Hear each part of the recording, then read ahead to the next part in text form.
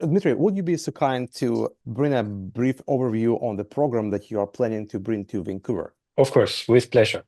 This program is actually built up around the instrument that I'm going to play in Vancouver. When I learned that there would be a newly acquired wonderful copy of Graf made by Paul McNulty, and the original is from 1920, something like this. Uh, I was thinking that I should choose pieces that just fit or suit this instrument the best. And it also happened to be one of my favorite times in the music history because it's just the beginnings of romantic. In this time, like 20s, Chopin was young and composed his first opuses. Mendelssohn was young, Liszt. Hmm. At the same time, to this time, we already had accomplished masters and great composers like Hummel or John Field, uh, who already were known in the whole world of classical music. And they composed the greatest opuses around this time. And then, of course, Beethoven, who uh, lived his last years on the earth and who uh, achieved some kind of transcendental quality in his music, and also some kind uh, gave some kind of direction, for the generation of romantic composers to Hmm. come.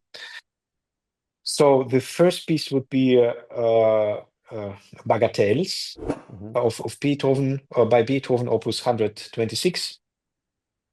Six wonderful third pieces. Each of them is a gem, and not only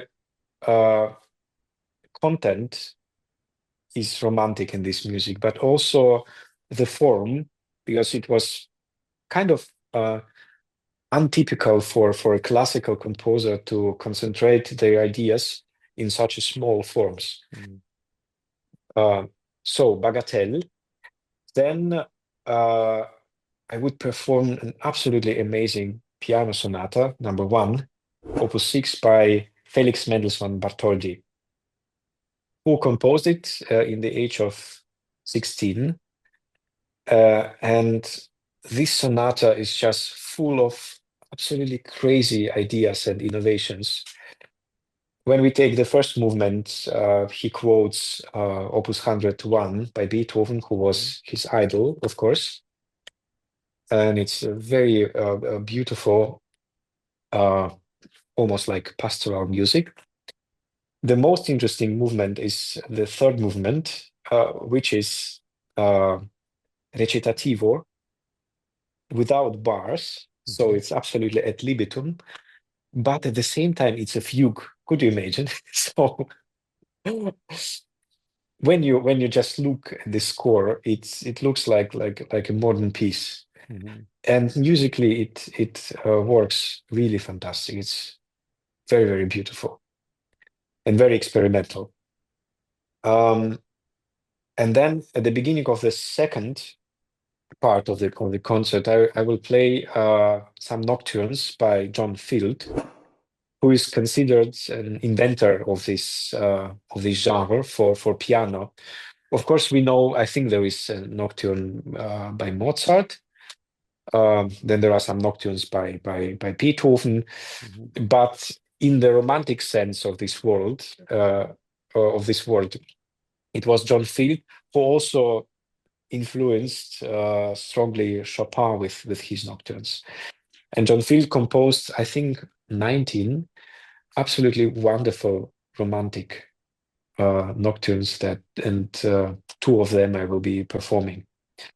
Funny thing that John Field, in the end of his life, he came to Moscow and he taught a generation of Moscow composers.